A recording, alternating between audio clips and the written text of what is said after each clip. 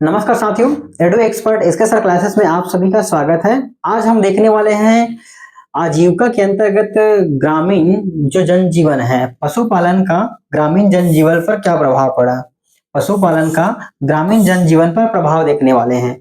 तो आजीविका के अंतर्गत हमारा एक महत्वपूर्ण टॉपिक है पशुपालन। पशुपालन किस प्रकार से ग्रामीण जनजीवन जो होता है उसको प्रभावित करते हैं या उसका प्रभाव क्या होता है। तो आज का हमारा जो टॉपिक रहेगा पशुपालन का ग्रामीण जनजीवन पर प्रभाव। पशुपालन कृषि विज्ञान की वह शाखा है जिसमें दूध उत्पादन, मालवाहन आदि की गतिविधियों का अध्ययन किया जाता है। यह अर्थव्यवस्था के प्रारंभिक क्षेत्र का प्रमुख मद है। तो याद रखेंगे जो पशुपालन है, तो पशुपालन है वो आपका अर्थव्यवस्था का प्राथमिक क्षेत्र का प्रमुख मद है। तो प्रश्न एग्जाम में पूछा सकता है कि जो पशुपालन है वो पशुपालन जो है वो अर्थव्यवस्था के किस क्षेत्र का प्रमुख मद है। तो आप याद रखेंगे जो प्राथमिक क्षेत्र है, प्राथमिक क्षेत्र का मद है या पार्ट है या भाग है, जिसके योगदान से कृषक अर्थव्यवस्था में आय वृद्धि सुनिश्चित होती है। पशुपालन के माध्यम से ही आपका जो आय है वो वृद्धि होता है। अगर भारत में पशुधन गणना की बात करें तो पशुधन गणना की शुरुआत या प्रथम 1919 में हुआ था। भारत में सर्वप्रथम पशुधन गणना 1919 में हुआ था। आजादी के पश्चात प्रथम पशुधन की गणना, उसके बाद दूसरा एग्जाम में पूछा जा सकता है कि आजादी के बाद पशुधन की गणना किस वर्ष की गई थी। तो उसका वर्ष किया गया था 1951 में हुआ था। और अगर भारत में सर्वप्रथम पशुधन की बात करें तो 1919 यानी कि जो गुलाम था देश तब के बात है। और आजादी की अगर बात करें तो आजादी के बाद प्रथम जो गणना है वो 1951 में हुआ था। उसके बाद हर 5 वर्ष के अंतराल में पशुधन की गणना की जाती है ना। अगर हम भारत की बात करें कुल पशुधन की संख्या, ये डाटा आपका 2017 में 20वीं पशुधन जनगणना के आधार पर की गई थी, जिसके अनुसार भारत में पशुधन की कुल संख्या 535.78 मिलियन 535.78 मिलियन है। सर्वाधिक अगर मवेशियों की संख्या में जो देश की अगर बात करें, सर्वाधिक मवेशियों की संख्या में देश की अगर बात करें तो पहला में आता है आपका भारत, दूसरा हो जाएगा ब्राजील और तीसरा हो जाएगा चीन है ना। ये 2017 की जनगणना के आधार पर है। तो यहाँ पर सबसे एग्जाम में क्वेश्चन आ सकता है कि विश्व में सर्वाधिक मवेशियों की संख्या का क्रम है। अगर पहला अगर आपको दे दिया जाएगा चीन, दूसरा आपको ब्राजील और तीसरा में भारत दे दिया है, तो इसमें आपको पूछा जा सकता है कि सही सीक्वेंस क्या होगा। तो सही सीक्वेंस अब याद रखिएगा, पहला भारत हो जाएगा, दूसरा ब्राजील, तीसरा आपका हो जाएगा चीन। अगर कुल पशुधन का क्रम, कुल पशुधन में गौ पशु, फिर भैंस, फिर बकरी, फिर भेड़, फिर सुअर या अन्य पशु। तो सबसे पहले याद रखें गौ पशु सबसे ज्यादा है, फिर भैंस है, फिर बकरी, फिर भेड़, फिर सुअर या अन्य। 19वीं पशुधन गणना की तुलना में 20वीं पशुधन तुलना में 4.6% की वृद्धि की गई थी।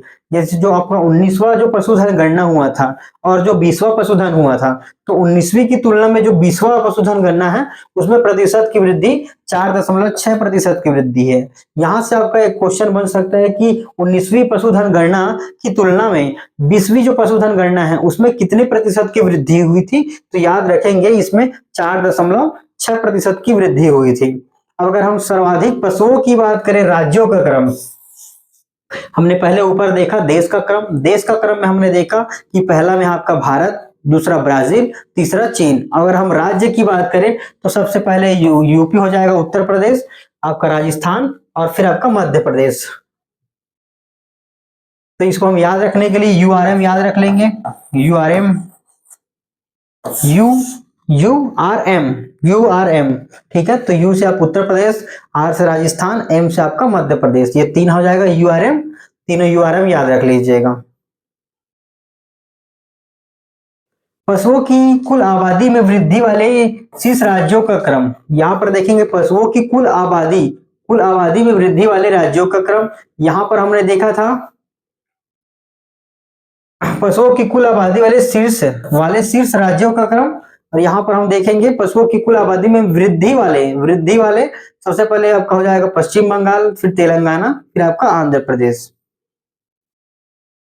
अब उसके बाद पशुओं का उपयोगिता के आधार पर वर्गीकरण, नेक्स्ट हम देखने वाले हैं पशुओं की उपयोगिता के आधार पर जो वर्गीकरण है वो वर्गीकरण किस प्रकार से होता है। साहीवाल गाय, भारतीय नस्ल में सर्वाधिक दूध देती है? जो आपका साहिवाल गाय है, साहिवाल गाय भारतीय नस्ल में सर्वाधिक दूध देती है। तो यहाँ से एक और क्वेश्चन बन सकता है कि भारत में गायों की प्रजाति में ऐसी कौन सी गाय है जो सर्वाधिक दूध देती है? तो आप याद रखेंगे कि जो साहिवाल गाय है, साहिवाल गाय सर्वाधिक दूध देती है। मुर्रा भैंस, मुर्रा भैंस का एक प्रजाति है मुर्रा भैंस, सर्वाधिक दूध देने वाली भैंस है, सर्वाधिक दूध देने वाली भैंस है। तो यहाँ से आपको कोट के रूप में भी प्रश्न देख सकता है, साहिवाल बस दे दिया जाएगा, गाय नहीं दिया जाएगा, दूसरा आपको मुर्रा दे दिया जाएगा, यानी कि ये आपका साहिवाल दे दिया, साहिवाल, और नीचे आपको दे दिया जाएगा मुर्रा। यहां पर आपको दे दिया जाएगा कोई और, जैसे आएगा जैसे बकरी है ना, मान के चलिए बकरी की कौन सी प्रजाति है ये दे दिया जाएगा। तो यहाँ पर आपको ये तीनों का गलत गलत दे दिया जाएगा। तो कूट मिलान करने के लिए आपको यहाँ से क्वेश्चन बन सकता है। विशेष अगर हम देखें तो बकरी के दूध में वसा महीन कण होती है, अतः सबसे सुपाच्य होता है। मतलब महीन कण, छोटे छोटे कण होते हैं, यानी कि बकरी का दूध बहुत आसानी से पच जाता है, सुपाच्य होता है। भारत में सर्वाधिक गाय भैंस सुअर जानवर उत्तर प्रदेश। ये जो है आपका भारत में सर्वाधिक गाय भैंस सुअर ये सभी जानवर जो सर्वाधिक है वो उत्तर प्रदेश में है। यूपीएस, मैंने आपको बताया था यूपीएस, यूआरएस, एक मिनट, यूआरएम बताया था, सॉरी यूआरएम है ना, यूपीएस नहीं, यूआरएम, यूआरएम। भारत में अगर राज्यों की बात करें तो सर्वाधिक जो जानवर है ना, या पशुधन है, उसकी संख्या यूआरएम, यू से उत्तर प्रदेश, आर से राजस्थान, एम से आपका मध्य प्रदेश, तीनों मैंने आपको बता दिया था। उसके बाद हम बात करें जानवरों में प्रोटीन का संगठन या जानवरों के दूध का संगठन। दूध में क्या होता है, जैसे गाय है, भैंस है, दूसरा तीसरा कॉलम में आपका बकरी, चौथा आपका भेड़ हो जाएगा, सर्वाधिक भैंस, ठीक है। तो सबसे पहले हम देखते हैं जो वसा होता है वो गाय के दूध में 3.9%, भैंस में 8%, और बकरी में आपका हो जाएगा 3.5%, भेड़ में हो जाएगा ये 6%। सर्वाधिक अगर बात करें वसा की तो वसा सर्वाधिक होता है यहाँ से भैंस है ना, भैंस के जो दूध होता है दूध में सबसे ज्यादा वसा 8% वसा होता है। दूसरा हम प्रोटीन की अगर बात करें तो प्रोटीन में गाय में 3.2%, भैंस में 4.5%, बकरी में 3.1% और भेड़ में 5.4%। तो सर्वाधिक जो है आपका प्रोटीन वो भेड़ के दूध में होता है, भेड़ के दूध में होता है। अगर हम पानी की बात करें तो गाय के दूध में 87.7% पानी होता है, 81.1% आपका भैंस का दूध हो जाएगा, 88.9 बकरी का दूध हो जाएगा। तो सब सर्वाधिक अगर पानी की बात करें तो पानी की बात कर रहे हैं तो यहाँ पर बकरी हो जाएगा। सर्वाधिक अगर पानी की बात करें तो बकरी 88.9%। अगर भारत दूध उत्पादन में विश्व में प्रथम स्थान पर है, भारत जो है वो दूध उत्पादन की अगर बात करें तो दूध उत्पादन में भारत प्रथम स्थान पर है। दूध उत्पादन में भारत में विश्व का 23%, 2-3, विश्व का 2-3 यानी कि 23% दूध उत्पादन में, कुल जो विश्व में दूध उत्पादन का जो परसेंट है उसमें अकेला भारत 23% का योगदान करता है। दूध उत्पादन में कुल उत्पादन 209.96 मिलियन टन हुआ है, 209.96 मिलियन है ना। अगर भारत में अगर प्रति व्यक्ति दूध उपलब्धता की बात करें तो 427 ग्राम प्रति व्यक्ति प्रतिदिन है, प्रतिदिन है, प्रतिदिन है। अगर हम दूध उत्पादन की बात करें तो भारत सर्विस में सर्वाधिक दूध उत्पादन करता है और कुल दूध उत्पादन का 23% भारत अकेला उत्पादन करता है। और भारत जो दूध उत्पादन है 209.6 मिलियन टन या लीटर ये दूध का उत्पादन अकेले किया है। यहाँ से भारत में प्रति व्यक्ति यानी कि प्रति व्यक्ति जो दूध है वो 427 ग्राम प्रति व्यक्ति या प्रतिदिन है, यानी कि रोज एक आदमी आधा लीटर दूध लगभग पी सकता है। डेयरी पशुओं का उत्पादन जीवन 12 साल का होता है। जो डेयरी पशु जो होते हैं उसका जो जीवन काल है या उत्पादन का जो जीवन काल है, मतलब जीवन काल अधिक होता है लेकिन जो उत्पादन जीवन वो 12 वर्ष का होता है। अब हम यहाँ से देखेंगे भारत में डेयरी विकास के लिए संचालित कार्यक्रम एवं संस्थान है ना, संस्था या संस्थान। पहला है आपका अमूल सहकारी विपणन संघ, आनंद गुजरात में है, जो हमारा प्रथम है। दूसरा आपका राष्ट्रीय दुग्ध विकास आनंद गुजरात, ये भी गुजरात है। आनंद के एक नगर है ना, आनंद नगर, गुजरात के अंतर्गत आनंद नगर है, वहां पर आपका राष्ट्रीय दुग्ध विकास संघ है। और तीसरा है राष्ट्रीय दुग्ध अनुसंधान केंद्र करनाल हरियाणा। तो आपको पता होगा जैसे जो पश्चिमी भारत है, पश्चिमी भारत में दूध का उत्पादन पूर्वी भारत की तुलना में अधिक होता है। तो पश्चिमी भारत में आप याद रख लेंगे, आपका गुजरात हो जाएगा, आपका हरियाणा हो जाएगा, राजस्थान हो जाएगा। तो इन तरफ क्या दूध का उत्पादन अधिक होता है। तो आपका पूर्वोत्तर भारत की तुलना में जो पश्चिम भारत है, पश्चिम भारत में आपका दूध का उत्पादन अधिक है। और दूध से संबंधित जितने भी ये संस्थाएं हैं, आनंद गुजरात और करनाल हरियाणा, तो ये भारत के पश्चिमी राज्य हैं, है ना। अब अगर हम बात करें अंडा और मांस उत्पादन की, अंडा और मांस उत्पादन की विश्व में भारत का अंडा उत्पादन तीसरे स्थान पर है। अगर विश्व में अगर बात करें तो भारत का अंडा जो उत्पादन है वो तीसरे क्रम पे है। प्रति व्यक्ति 91 अंडे की खपत होती है। प्रति वर्ष प्रति व्यक्ति 91 अंडे की खपत होती है। विश्व में भारत का मांस उत्पादन 8वें स्थान पर है, ये 8वें स्थान पर है।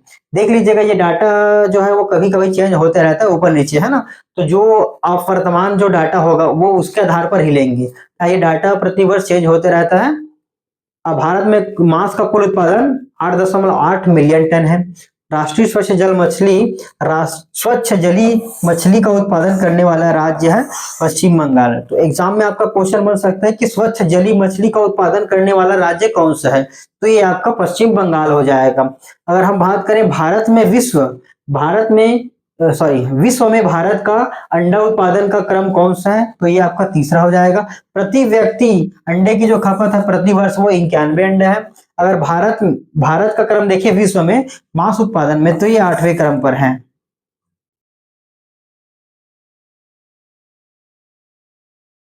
उसके बाद हमने देखा पशुधन का ग्रामीण जनजीवन पर प्रभाव। तो साथ ही इस टॉपिक के अंतर्गत हम और देखते हैं राष्ट्रीय पशु रोग नियंत्रण कार्यक्रम। पशु जो होते हैं उनमें जो होने वाली रोग है उसका नियंत्रण किस प्रकार से किया जाता है। तो इसकी शुरुआत 31 जनवरी 2020 को हुआ था। अगर राष्ट्रीय पशु रोग नियंत्रण कार्यक्रम की बात करें, राष्ट्रीय पशु रोग नियंत्रण की बात करें, तो इसका जो शुरुआत है वो 31 जनवरी 2020 को हुआ था। पशुओं में जैसे होने वाले रोग है खुरपका, मुंहपका, सुब्रोसिस नामक बीमारी से मुक्ति दिलाना। तो यहाँ से एक प्रश्न और बन सकता है कि पशुओं में होने वाले रोग कौन कौन से हैं। तो खुरपका यानी कि जो पैर है, पैर की तली में जो होता है वो खुरपका, मुंहपका मुंह में होता है, और ब्रुसेलोसिस नामक बीमारी से मुक्ति दिलाना। ये 3 बीमारी हैं, ये 3 बीमारी मुख्यतः पशुओं में हो जाता है।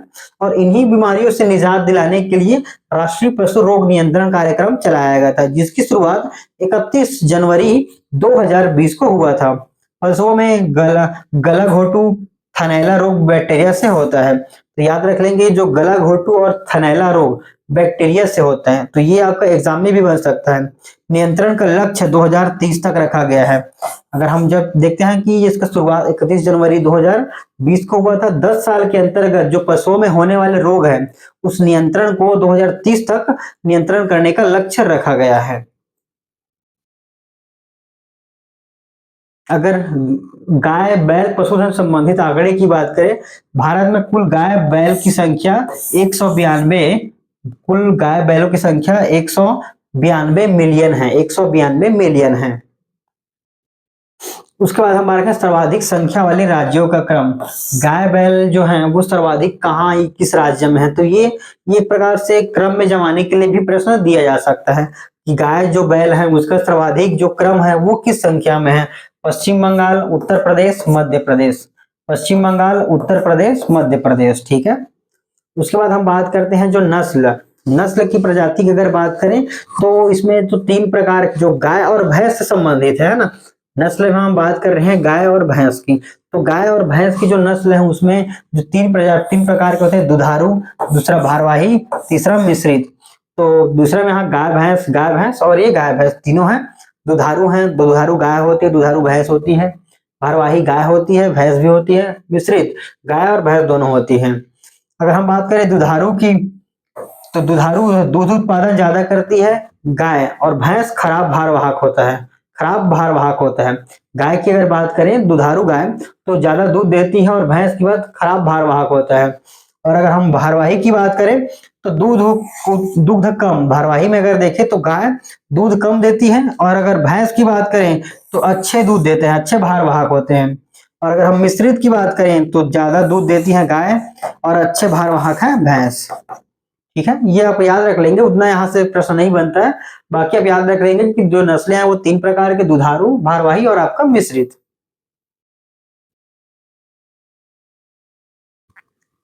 उसके बाद यहाँ से और नेक्स्ट है सबसे प्रसिद्ध भारवाही नस्ल कांकरेज। कांकरेज सबसे भारवाही नस्ल, सबसे जो प्रसिद्ध है नस्ल है वो आपका कांकरेज हो जाए। कांकरेज दूध उत्पादन में अग्रणी राज्य। अब हम बात करते हैं दूध उत्पादन में अग्रणी राज्य। सबसे पहले हमने देखा कि पशुधन क्या है, पशुधन के बाद देखा कि रोग नियंत्रण कार्यक्रम है। उसके बाद हमने नेक्स्ट देखा कि इसमें जो प्रकार है नस्ल की, नस्ल का प्रकार देखा। उसके बाद हम देखते हैं कि जो दूध उत्पादन में अग्रणी राज्य, अग्रणी राज्य है आपका तमिलनाडु और उत्तर प्रदेश। तो यहाँ से आप याद रखेंगे जो दूध उत्पादन में अग्रणी या जो आगे राज्य है वो पहला आपका तमिलनाडु और उत्तर प्रदेश। भारत में दूध उत्पादन में पशुओं का क्रम, जो भारत में दूध उत्पादन जो होता है उस क्रम में हम देखें तो भैंस सबसे ज्यादा दूध उत्पादन करती है, फिर गाय, फिर बकरी। तो अब ये वाला क्रम भी याद रखेंगे कि भारत में दूध उत्पादन में पशुओं का क्रम, सर्वप्रथम सबसे ज्यादा भैंस दूध देती है, दूसरे नंबर पे गाय, तीसरे नंबर पर बकरी। ठीक है, तो ये 3 आप याद रखेंगे, पहले नंबर पर गाय सॉरी भैंस, दूसरे पर गाय और तीसरे पर बकरी। तो ये तीनों का क्रम पूरा याद रखेंगे। दूध में वसा की मात्रा, अगर हम वसा की मात्रा बात करें, ऊपर में हमने देखा होगा भेड़ में सबसे ज्यादा, फिर भैंस, फिर गाय, फिर बकरी। और दूध का पीएच मान जो 6.6 होता है, दूध का पीएच मान प्रश्न पूछा जा सकता है, ये आपका साइंस में भी पूछा जा सकता है, और आपका जो आजीविका है, आजीविका के अंतर्गत भी आपको ये प्रश्न पूछा जा सकता है कि दूध का पीएच मान क्या होता है। तो दूध का पीएच मान 6.6 होता है। सर्वाधिक गर्भावधि भैंस की होती है।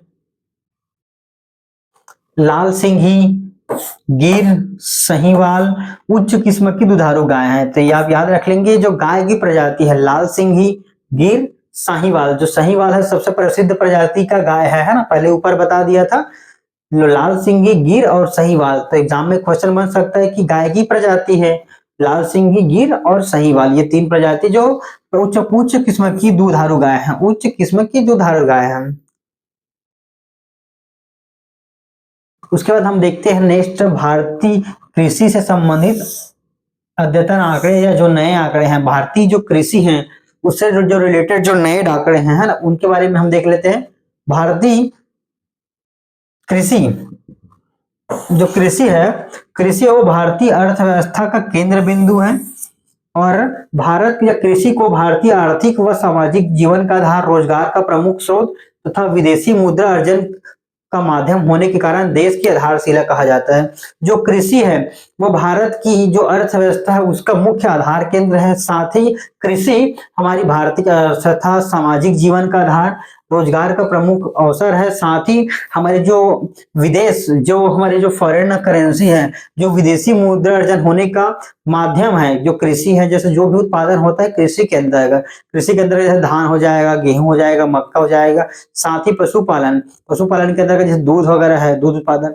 तो ये जो हमारे विदेशी मुद्रा का आय होने के कारण देश की इसको आधारशिला कहा जाता है। जो कृषि है वो देश की आधारशिला कहा जाता है। भारत की 55%, भारत की टोटल जनसंख्या का 55% कृषि पर निर्भर है। भारत की औद्योगिक क्षेत्रफल का लगभग 51% भाग, जो भारत की जो कुल भौगोलिक की स्थिति या भौगोलिक जो क्षेत्रफल है उसके टोटल 51% भाग पर कृषि होता है। 4% भूभाग पर, जो 51% है उसमें कृषि, और 4% आपका चारा का हो जाएगा। लगभग 21% भाग पर आपका वन है, और 24% भाग आपका बंजर और बिना उपयोगी की है। तो यहाँ से आपका क्रम जमाने के लिए दिया जा सकता है।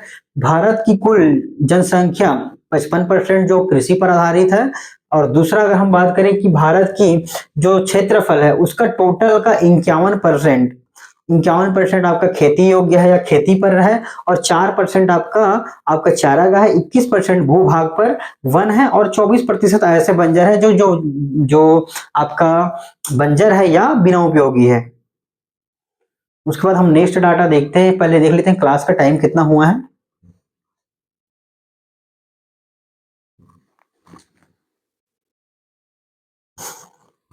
आज का जो क्लास है वो हम यहीं पर रोकते हैं, क्योंकि इसके बाद जो आने वाला टॉपिक है वो बहुत बड़ा है, तो अभी ऑलरेडी समय हो चुका है क्लास का।